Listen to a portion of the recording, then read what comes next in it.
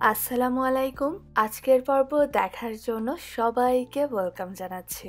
মিষ্টি প্রেমীদের কাছে রসমালাই বলতেই চোখের সামনে ভেসে ওঠে কুমিল্লার রসমালাই। আর সেই কুমিল্লার রসমালাই মানেই হচ্ছে জাল করে ঘন করা দুধের বাদামি রঙের মালাইয়ে ভেজানো ছোট ছোট লম্বাটে শেপের রসগোল্লা। বাই দ্য ওয়ে, আমিও কিন্তু কুমিল্লার মেয়ে, তাই আজকের এপিসোডে হাজির হয়ে গেলাম আমাদের কুমিল্লার বিখ্যাত রসমালাইয়ের রেসিপি নিয়ে। আমি আপনাদের গ্যারান্টি দিচ্ছি, আপনারা যদি হুবহু এই রেসিপিটি ফলো করে রসমালাই তৈরি করেন তাহলে রসমালাইটা খাওয়ার সময় আমাদের কুমিল্লার মাতৃভান্ডারের রসমালাইয়ের কথা আপনাদের মনে পড়বেই। কারণ এই রসমালাই দেখতে এবং খেতে হুবহু কুমিল্লার রসমালাইয়ের মতো, তাই এটা খাওয়ার সময় কেউ বুঝতেই পারবে না যে এই রসমালাইগুলো ঘরে তৈরি। চেষ্টা করেছি ছানার রেসিপি সহ খুব সহজভাবে রসমালাই তৈরির প্রতিটি স্টেপ আপনাদের সাথে শেয়ার করতে।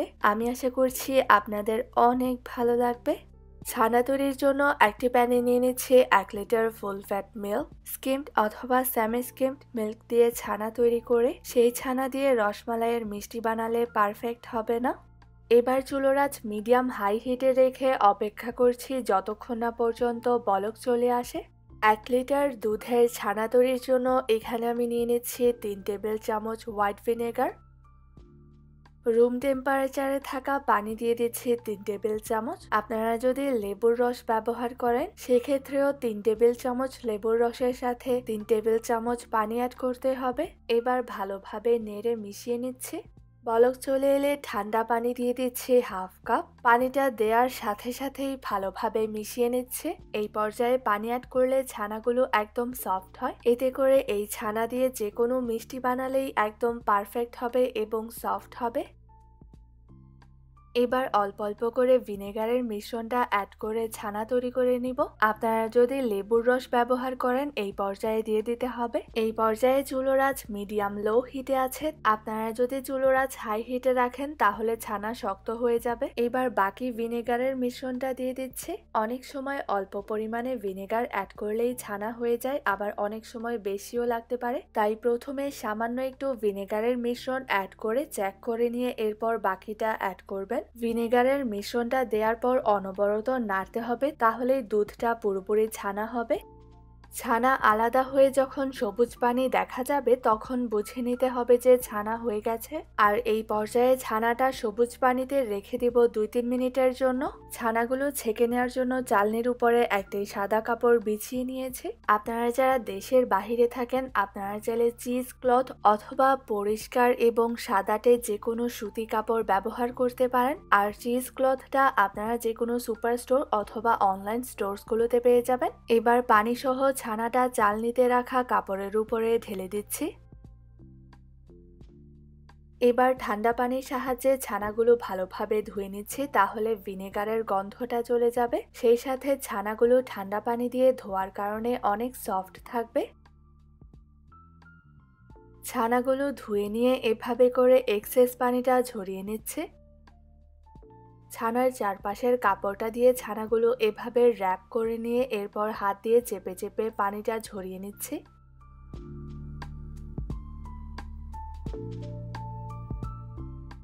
এবার একটি শুকনো টাওয়েল দিয়ে ছানাটা মুড়িয়ে নিচ্ছে। এভাবে করলে আর ছানা ঝুলিয়ে রাখার প্রয়োজন নেই, কারণ টাওয়েল দিয়ে মুড়িয়ে রাখার কারণে ছানার এক্সেস পানিটা সোক হয়ে যাবে, সেই সাথে ছানাটা ড্রাই হয়ে যাবে না এবং ছানাটা সফট থাকবে। অবশ্যই সাদাটে টাওয়েল ব্যবহার করবেন, কারণ অনেক সময় টাওয়েল থেকেও রং ওঠে। এবার ছানাটাকে এভাবেই রেখে দিব 20 থেকে 30 মিনিটের জন্য। খেয়াল রাখবেন ছানার উপর যেন কোনো পানি না পড়ে। 30 মিনিটের জন্য ছানাটা রেখে দেওয়ার পর এবার ছানাটা খুলে নিচ্ছি। ছানাতে একদমই পানি নেই, আবার ছানাটা ড্রাই হয়ে যায়নি, কিন্তু ছানাটা একদম সফট হয়েছে। আপনারা যদি 30 মিনিটের বেশি সময় ধরে রেখে দেন তাহলে কিন্তু ছানা ড্রাই হয়ে যাবে, তখন সেটা দিয়ে মিষ্টি ভালো হবে না। এবার এই ছানা দিয়ে রসমালাইয়ের মিষ্টিগুলো তৈরির জন্য এখানে দিয়ে দিচ্ছি 1 চা চামচ ময়দা, দিয়ে দিচ্ছি 1 চা চামচ সুজি, এবার এই ড্রাই ইনগ্রিডিয়েন্টসগুলোর সাথে ছানাটা ভালোভাবে মিশিয়ে নিব। আপনারা যদি ছানার সাথে ময়দা এবং সুজি মিলিয়ে এরপর রসমালাইয়ের মিষ্টিগুলো তৈরি করেন তাহলে রসমালাইয়ের মিষ্টিগুলো ফেটে যাবে না। অনেক সময় দেখা যায় যে রসমালাই তৈরি করলে রসমালাইয়ের মিষ্টিগুলো একদম ভেঙে মালাইয়ের সাথে মিশে যায়। এর কারণটা হচ্ছে অনেকেই রসমালাই তৈরির ক্ষেত্রে ছানার সাথে ময়দা এবং সুজি না মিলিয়েই তৈরি করে ফেলেন, আর তখন শুধুমাত্র ছানা দিয়ে রসমালাইয়ের মিষ্টিগুলো জমাট বাঁধতে পারে না, এই জন্যই মিষ্টিগুলো ফেটে যায় এবং ভেঙেও যায়। রসমালাই তৈরির ক্ষেত্রে ছানাটা একদমই ড্রাইও হয়ে যাবে না, আবার ভেজাও থাকবে না, সেদিকটায় অবশ্যই খেয়াল রাখবেন। এই জন্যই ছানার পানি ঝরিয়ে নেওয়ার জন্য টাওয়ালটা পেঁচিয়ে রাখবেন। এতে করে ছানার এক্সেস পানিটা টাওয়ালটা সোক করে নিবে, সেই সাথে টাওয়াল দিয়ে পেঁচিয়ে রাখার কারণে ছানাটা ড্রাই হয়ে যাবে না, আর তখন আপনাদের রসমালাইগুলো একদম পারফেক্ট হবে। খুব বেশি সময় ধরে ছানা মথে নেওয়ার প্রয়োজন নেই। যখন ছানায় একদমই লাম্পস থাকবে না তখন বুঝে নিতে হবে যে ছানা মথে নেওয়া হয়ে গেছে, আর মিষ্টি বানানোর জন্য ছানাগুলো একদম রেডি। ছানা মথে নেওয়া হয়ে গেলে একটি বোলে তুলে নিয়ে ভেজা কাপড় দিয়ে ঢেকে রাখছি, তাহলে ছানা ড্রাই হয়ে যাবে না। মিষ্টিগুলো শিরায় দেওয়ার জন্য চুলায় একটি প্যান বসিয়ে এর মধ্যে দিয়ে দিচ্ছি 1 কাপ চিনি, এরপর পানি দিয়ে দিচ্ছি 5 কাপ। তাহলে চিনি এবং পানির রেশিও হচ্ছে 1 কাপ চিনির জন্য 5 কাপ পানি দিতে হবে, তাহলে আপনারা শিরার পারফেক্ট কনসিস্টেন্সিটা পাবেন। শিরার কনসিস্টেন্সিটা পারফেক্ট হওয়া অনেক ইম্পর্ট্যান্ট, কারণ শিরা যদি ঘন হয়ে যায় তখন মিষ্টিগুলো চুপসে যায় এবং ফুলতে চায় না। রসমালাই খুব সুন্দর একটা অ্যারোমা নিয়ে আসার জন্য দিয়ে দিলাম 4টি এলাচ। আপনারা চাইলে এলাচ ছাড়াও তৈরি করতে পারেন। এবার চুলোর আঁচ মিডিয়ামে রেখে ঢাকনা দিয়ে ঢেকে অপেক্ষা করছি যতক্ষণ না পর্যন্ত শিরায় বলক চলে আসে। শিরায় বলক আসতে আসতে আমরা মিষ্টিগুলো বানিয়ে নিব। এর জন্য হাতে সামান্য একটু ঘি লাগিয়ে নিয়ে এরপর রসমালাইয়ের মিষ্টি বানানোর জন্য সামান্য একটু ছানা তুলে নিয়ে বাকি ছানাগুলো একটি কাপড় দিয়ে ঢেকে রেখে দিচ্ছি, তাহলে ছানাগুলো ড্রাই হয়ে যাবে না। খুব অল্প পরিমাণে ছানা নিয়ে প্রথমে গোল করে নিয়ে এরপর লম্বাটে রসমালাইয়ের শেপ দিয়ে দিচ্ছি। মিষ্টিগুলো বানানোর পর একটি প্লেটে তুলে নিয়ে কাপড় দিয়ে ঢেকে রাখছি, তাহলে মিষ্টির উপরের দিকটা ড্রাই হয়ে যাবে না। মিষ্টিগুলো বানাতে বানাতে শিরায় বলক চলে এসেছে। এই পর্যায়ে বানিয়ে রাখা মিষ্টিগুলো শিরায় দিয়ে দেওয়ার পালা। শিরা বলক আসার পর আপনাদের যদি মনে হয় যে শিরা ঘন হয়ে গেছে, সেক্ষেত্রে আপনারা 1 কাপ পানি অ্যাড করতে পারেন, তাহলে শিরার কনসিস্টেন্সি ঠিক হয়ে যাবে। চেষ্টা করবেন ঝরানো প্যানে মিষ্টিগুলো শিরায় দিতে, তাহলে কুক করার সময় মিষ্টিগুলো নিজে নিজে ঘুরতে পারবে এবং সব দিক দিয়ে সমানভাবে ফুলে উঠবে। সেই সাথে মিষ্টিগুলোর ভেতরে লাম্পস হবে না এবং চুপসে যাবে না। সবগুলো মিষ্টি দিয়ে দেওয়ার পর ঢাকনা দিয়ে ঢেকে চুলোর আঁচ হাই হিটে রেখে দিচ্ছি 5 মিনিটের জন্য। 5 মিনিট পর মিষ্টিগুলোতে বলক চলে এলে চুলোর আঁচ মিডিয়াম হিটে দিয়ে মিষ্টিগুলো 10 থেকে 12 মিনিট সময় ধরে কুক করব। ফিরে এলাম 10 মিনিট পর। দেখুন মিষ্টিগুলো ফুলে ডাবল হয়ে গেছে। অনেকেরই প্রশ্ন থাকতে পারে যে এত অল্প সময়ে মিষ্টিগুলো কুক হয়েছে কিনা। আসলে মিষ্টিগুলো ছোট ছোট করে বানানোতে এইগুলো তাড়াতাড়ি কুক হয়ে গেছে। মিষ্টিগুলো কুক হয়েছে কিনা বোঝার জন্য এখান থেকে একটি মিষ্টি তুলে নিয়ে এরপর একটি গ্লাসে ঠান্ডা পানি নিয়ে এর মধ্যে মিষ্টিটা দিয়ে দিবেন। এই পর্যায়ে মিষ্টিটা যদি পানিতে ডুবে যায় তাহলে বুঝে নিতে হবে যে মিষ্টিটা কুক হয়ে গেছে। যদি মিষ্টিটা গ্লাসের মধ্যেই পানির উপরে ভেসে থাকতো তখন এটাকে আরো 5 মিনিট সময় ধরে কুক করে নিতে হবে। মিষ্টিটা কতটা স্পঞ্জি হয়েছে সেটা আমি আপনাদের এখন দেখাবো। মিষ্টির সবটুকু রস বের করে নিয়ে মিষ্টিটা আবারও পানিতে দিয়ে দিলাম। দেখুন মিষ্টিটা আগের মতোই ফুলে ডাবল হয়ে গেছে। আপনারা যদি সবগুলো টিপস ফলো করে মিষ্টিগুলো তৈরি করেন, আমি আশা করছি আপনাদের মিষ্টিগুলো এরকম পারফেক্ট হবে। যেহেতু মিষ্টিগুলো কুক হয়ে গেছে তাই আমি এই পর্যায়ে চুলোর আঁচ বন্ধ করে দিয়ে এই শিরার মধ্যে রেখেই মিষ্টিগুলো ঠান্ডা করে নিব। মিষ্টিগুলো ঠান্ডা হয়ে যাওয়ার পর একটি স্ট্রেইনারে নিয়ে মিষ্টিগুলোর এক্সেস শিরাটা ঝরিয়ে নিব।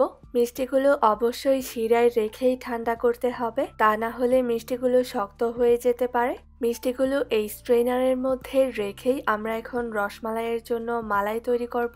মালাই তৈরির জন্য একটি প্যানে নিয়ে নিচ্ছি 2 লিটার হোল মিল্ক। আপনারা যদি অথেন্টিক রসমালাইয়ের কালার এবং কনসিস্টেন্সি চান তাহলে অবশ্যই হোল মিল্ক ব্যবহার করবেন, কারণ স্কিমড অথবা সেমি স্কিমড মিল্ক দিয়ে কখনোই রসমালাইয়ের মালাইটা পারফেক্ট হবে না, আর অথেন্টিক রসমালাইয়ের কালার এবং স্বাদ কোনোটাই আসবে না।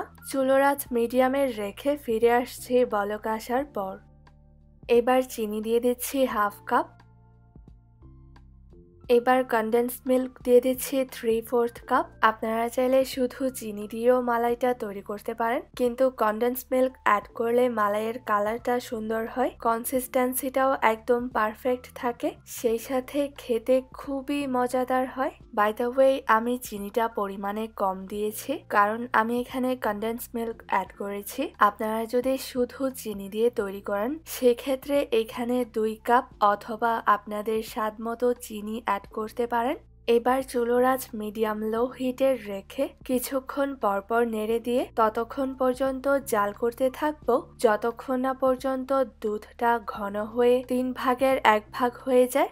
দুধটা জাল করতে করতে ঘন হয়ে 3 ভাগের 1 ভাগ হয়ে গেছে, সেই সাথে দুধ ঘন হতে হতে খুব সুন্দর একটা লাইট ব্রাউন কালার এসেছে। এই পর্যায়ে ঘন করে নেওয়া মালাইয়ের মধ্যে শিরা ঝরানো মিষ্টিগুলো দিয়ে দিব। মিষ্টিগুলো মালাইয়ে দেওয়ার পর চুলোর আঁচ হাই হিটে রেখে 5 থেকে 6 মিনিট সময় ধরে কুক করে নিব।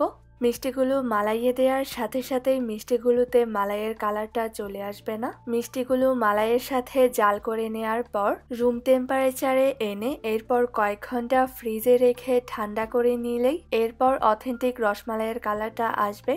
মিষ্টিগুলো অবশ্যই মালাইয়ের সাথে 5-6 মিনিট হাই হিটে জাল করে নিতে হবে, তা না হলে কিন্তু মিষ্টিগুলোর ভেতরে মালাইটা ঢুকবে না, তখন রসমালাইটা খেতে একদমই ভালো লাগবে না। জাল করে নেওয়া হয়ে গেছে, এবার আমি চুলোর আঁচ বন্ধ করে দিচ্ছি। রসমালাইটা এখন রুম টেম্পারেচারে চলে এসেছে। এই পর্যায়ে রসমালাইগুলো ফ্রিজে রেখে পুরোপুরি ঠান্ডা করে নিব।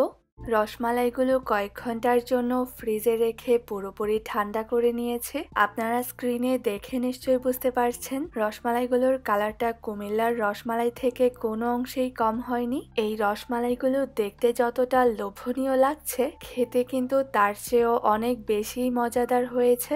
এখন একটা রসমালাই কেটে আপনাদের দেখিয়ে দিচ্ছি। দেখুন, রসমালাইগুলো একদমই পারফেক্ট, নরম তুলতুলে এবং অনেক বেশি রসালো হয়েছে।